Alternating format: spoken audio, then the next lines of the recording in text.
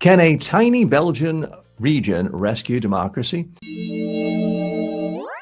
In eastern Belgium, a small German-speaking region called Oost-Belgium is running a quiet experiment in fixing democracy by literally handing power back to ordinary people. According to the Times, about 30 residents are chosen by lottery each year. Truck drivers, teachers, lab assistants to sit in citizens' assemblies that advise Parliament on real policies like health, housing, education, and retirement. They meet on Saturdays, get a modest stipend, hear from experts, and then draft concrete recommendations. Some of these ideas have already become law. A full cell phone ban in middle and high schools, looser rules for low-income housing, more say for families in assisted living centers, and incentives for young people to go into nursing. Participants say the process transforms them. One woman said her political life went from 0 to 100. Another was inspired to run for office.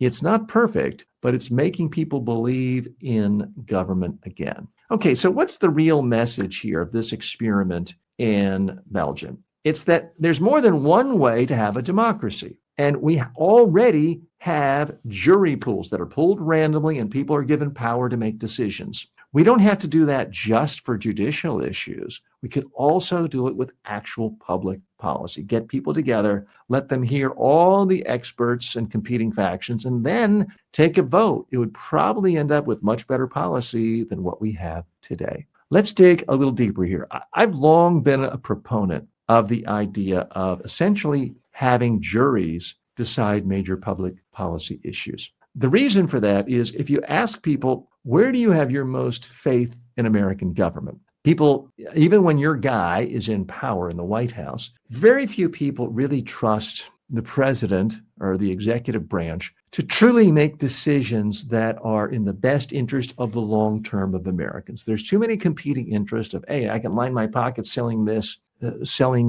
pardon, as we're seeing these days. Forget about the long-term impact of letting a murderer or con artist down on the streets. If you are in the legislative branch, it's so easy to say, I could vote for this way to regulate this particular, scam drug that isn't going to help people, but I need their campaign contribution. So I'm going to say, yes, let's keep things the way they are. So if you're an elected official running for office, you've got to worry about a couple of things. You've got to worry about voting the way that rich, powerful interests want, so they give you money to run your campaigns. And you've got to vote in a way that diffuses the anger of really, really organized special interest group, like people who think that, every 5-year-old needs to have a gun and you can't have any regulations on guns. A jury pool wouldn't have to take any of those things into consideration. You could, in fact, create a community, a city, a state,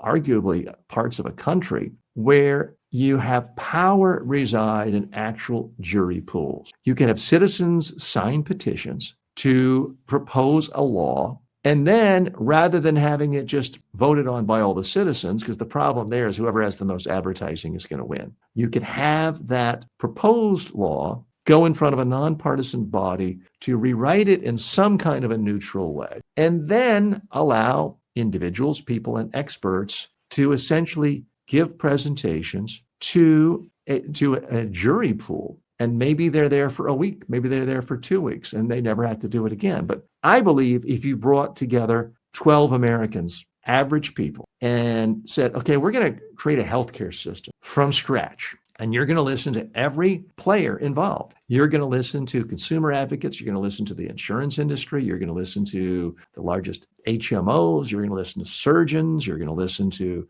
average citizens. And you're then going to vote on a system that will save the United States the most amount of money and create the highest level of health care to make the most number of people happy and do things that respect our systems of government and our economy. I think that you could do that and you would end up with something radically different from what we have now. Now, an honest person could disagree over what the best policy is, but I can tell you right now, there's one policy that nobody who's really active in our political scene today considers. Talk about it a little bit, but no one really gives a lot of thought to, if you could start over, how would you create something that is similar to how we take care of public schools or roads in America or police departments. In fact, how could we have a government system that is more conservative than what we have now, meaning fewer tax dollars are spent, and that has better results? And I believe if you actually did that,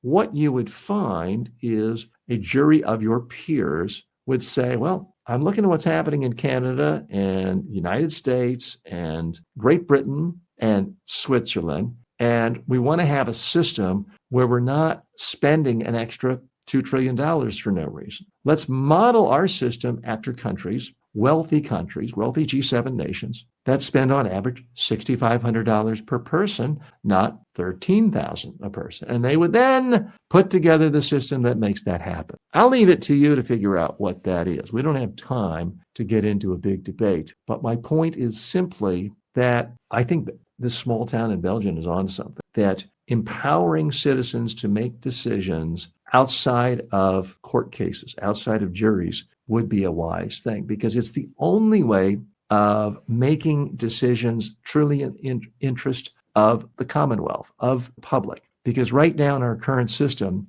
every politician is conflicted. They got to worry about how can they pander to the richest, wealthiest interest to get enough money to run the campaign for next time. Or they have to think about not what 90% of the country would benefit from. They got to think about who are the 2% that are the angriest, most vocal, who will make my life miserable if I don't give them what they want. A jury pool would not have to take that into consideration. So would it be hard to implement? Is it going to be implemented overnight? No. But before we give up on this whole concept of democracy, as more and more have been doing lately, I think it's time all of us get a little more creative about how we actually draw the lines, the contours of democracy, because a lot of what we have now is just kind of random. It doesn't necessarily have to be that way. We could do more things decided by juries.